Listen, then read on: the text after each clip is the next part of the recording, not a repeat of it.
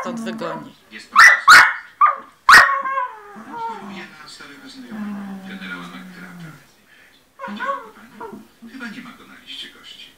Wiem, bo jestem osobistą asystentką doktora Lovelessa. Doktora Parlisa Lovelessa? Zabawnie uważają go za zmarłego. Dziś zmartwychwstanie. Czy widzi pan kogoś znajomego?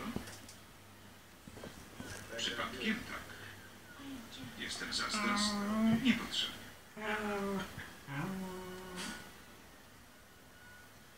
Spotkajmy się później w foyer.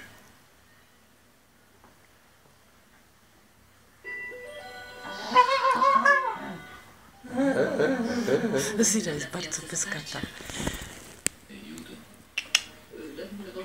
No co?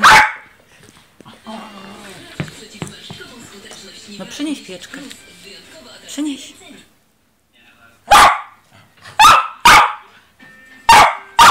Nie krzycz. Wyskoczył.